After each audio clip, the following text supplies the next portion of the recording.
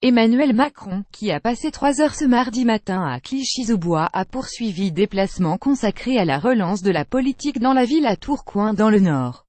Il a appelé à une mobilisation nationale pour les villes et pour les quartiers.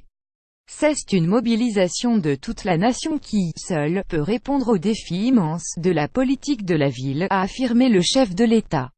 Cette mobilisation nationale pour les villes et pour les quartiers, elle doit être celle du gouvernement, des collectivités territoriales, des associations, des entreprises, des intellectuels, a-t-il dit, promettant un plan de bataille clair, avec une mobilisation pleine et entière. 1514 quartiers concernés par la politique de la ville.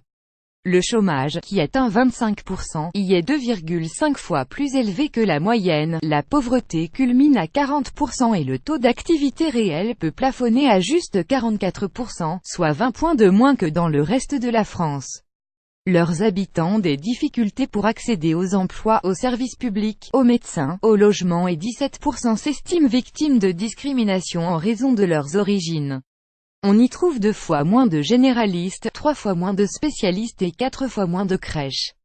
Une charge contre les contrats aidés alors que le contexte budgétaire est tendu et que le budget d'Emmanuel Macron a été accusé de favoriser les riches. Il a assuré que personne ne perdra, dans les communes concernées par la politique de la ville, le moindre crédit sur 2018. Il y aura maintien de tous les engagements, et les quelques collectivités qui auraient pu perdre au changement de périmètre en cours seront compensées. Il a également confirmé le maintien des contrats aidés pour les territoires en difficulté.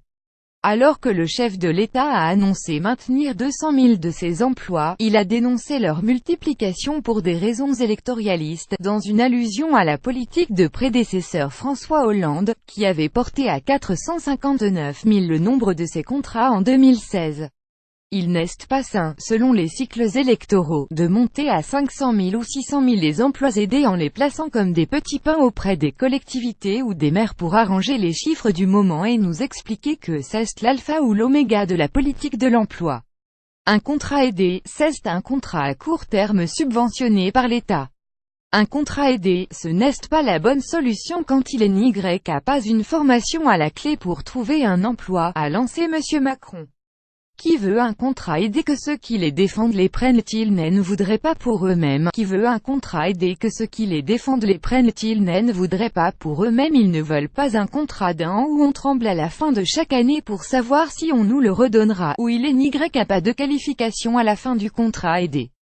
Enfin et que tous ceux qui, la main sur le cœur, viennent nous expliquer que les contrats aidés, c'est la solution dont on a toujours rêvé, mais qu'ils les prennent les contrats aidés et ils ne voudraient pas pour eux-mêmes, c'est emporter le chef de l'État, visiblement excédé. Ce que nous faisons, c'est un investissement en profondeur, bien supérieur à l'économie faite sur les contrats aidés. Qui consiste à respecter les femmes et les hommes en les formant, non pas en leur promettant un contrat à la petite semaine qui est sans avenir, mais en leur proposant une formation, une qualification, c'est ce à quoi ils ont droit. Et c'est ce dont nous avons besoin.